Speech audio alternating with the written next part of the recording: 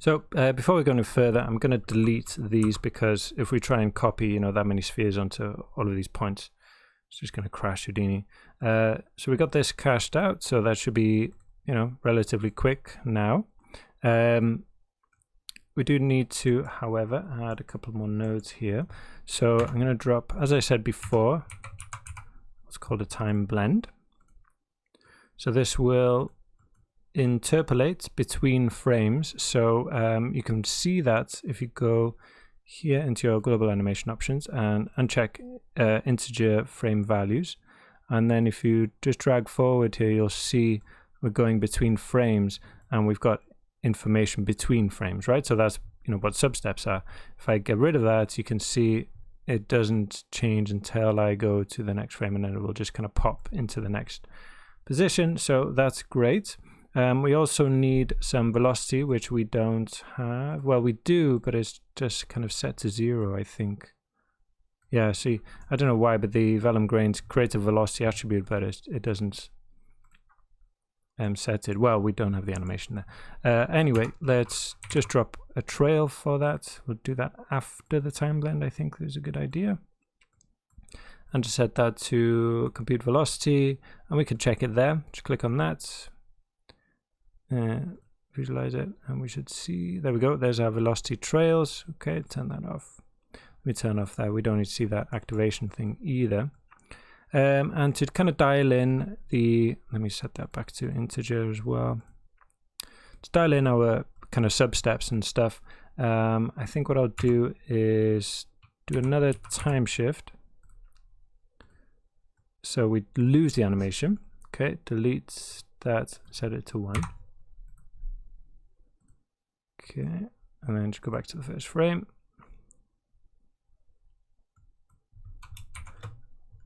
And I'm going to color this red so that I know to get rid of it, because, you know, it would be really annoying to kind of try to cache out my final simulation and, you know, have it stuck on the first frame.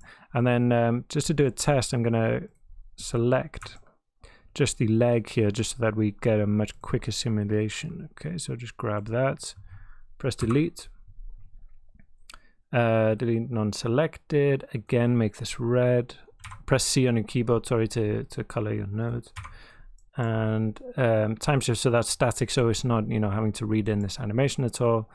Jump into here. That actually what we will need to do in here, if I also make this red, because we're going to be having to set this, the stopped and animation to 1. So I at stopped is 0. We'll have to overwrite, you know, what's happening here, because they're right now set to both set to 1. I don't need 2 of them. I don't know why I'm doing that. I had stopped as 1, and then I at pin to animation was, wasn't it? Pin to animation. Okay, set that to 0 as well. And then I'll make that red. And I think I'll bypass these, and then we'll make them red as well, so I'll have to change it later. So that, you know, we're not kind of doing this every frame as well, kind of looking for that information. Cool. So now, hopefully if we play this, it will just be the leg static and falling. There we go. And it's relatively quick, considering, you know, we've still got quite a lot of points here. So let's go back, zoom in a bit, and start bumping up the substeps. So, you know, at least 10. I think I will go up higher again. Let's see that.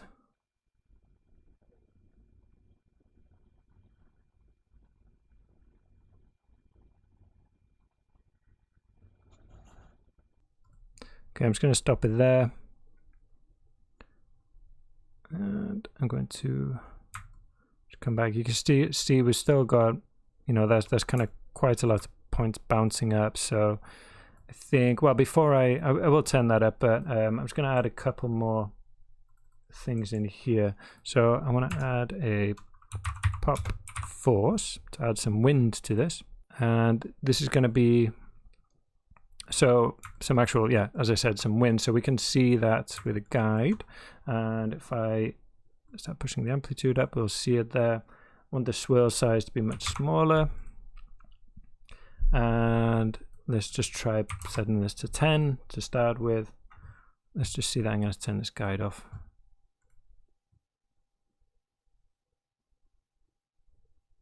There we go. So we're kind of breaking apart.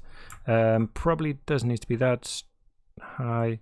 I'm going to bring it down. I think I set it on 6.5 before when doing tests before. Okay.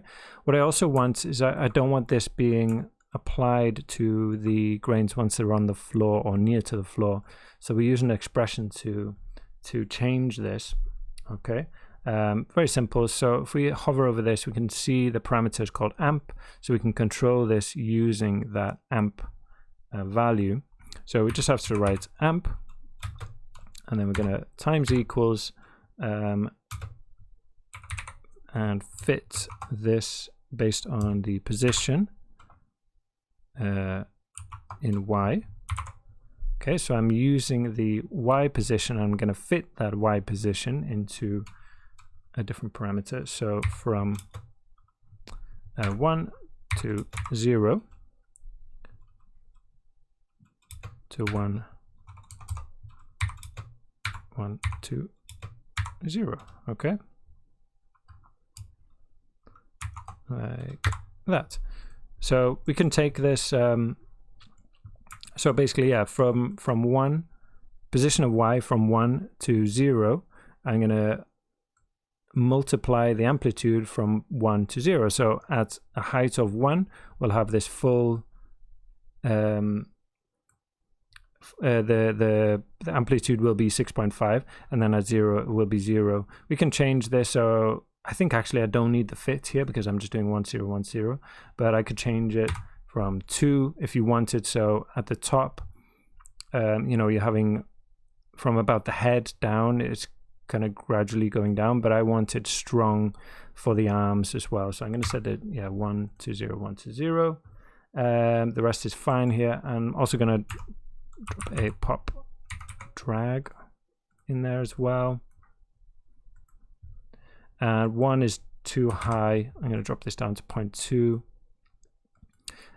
In the Vellum solver, let's see, I'm going to add a little bit of velocity damping, which is kind of the same as pop drag, but you know, we'll use this as well. I'm going to push this to 20 sub-steps. So, you know, we still had a bit of bounce, quite a bit of bouncing there. So I'm going to push it up to 20 sub-steps. We can afford it. You know, it's not too slow, this simulation, even though we've got 6 million points.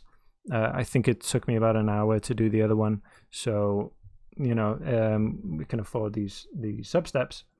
The rest of these are okay. I might push up the attraction a bit. Let's just push up to 15. And the rest of it we'll leave as it is. Okay, maybe let's just do a quick flip book on this leg. See how that looks. I'm going to save it first. And then run a flip book, see how that comes out.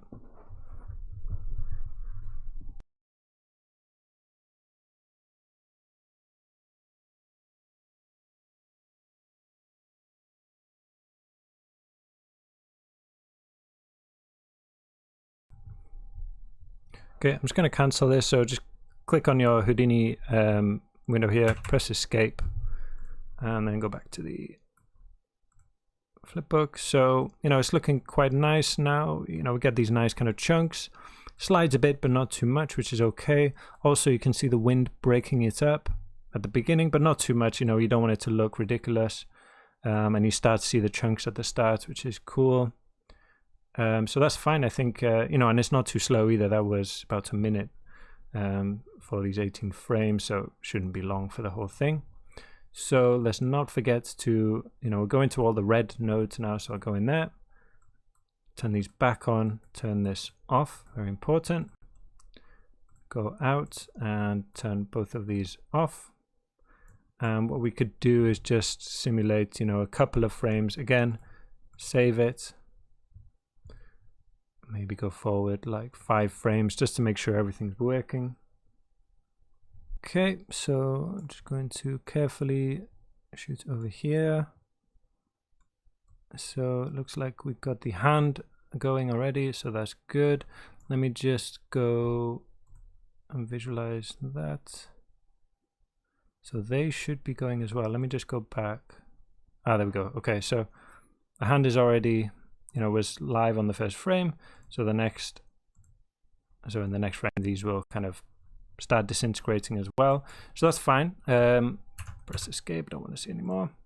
Back to the first frame, and let's set up a cache for this. So I'm going to file cache grains. But before we do that, we want to delete attributes that we don't need. So attribute delete, because we get a lot out of the simulation that we don't need. So if you come here, you can see we got all this stuff that you don't really want to save onto your onto your hard drive, taking up space when you're not going to use it. So we press star, which means delete everything. We don't want to delete everything. We want to keep a few bits. So we want to keep the velocity. We want to keep the what else? This could be useful, pin to animation or stop, so that tells us which points are live or not. So we'll just, the pin to animation and stop are the same, so just keep one of them. Also, what I want is the where is it? Attraction weight. Oh, and one more, we need the P scale as well. That's also important. Okay, so in order to keep them, we use this symbol. I think it's called a caret, and that means except for. So this means everything except for this, and except for all of these. So we'll keep them. And then we don't want any vertex attributes. Well, there are no vertices, there are no primitives, and these we don't want either. Okay, so 72 frames, we can save that in Geo as well. Or in, where did we save the other one? In Sim, grain source. We should have made another file there. Doesn't matter. We'll go in here, new folder. We'll do, let's call it grain sim. Control C, accept. Go in here, grain sim dot, we'll give it a version number, version 1 dot $F3. Well, F2 would work here, but it doesn't matter. I'm accustomed to using 3, a padding of 3. And we want Geo. That's fine. Okay, 70 frames, save filter. You could delete the attributes there as well, actually. Okay, load from disk now. I'll save this. And so this is going to take about an hour or so, hopefully. All right, let's go.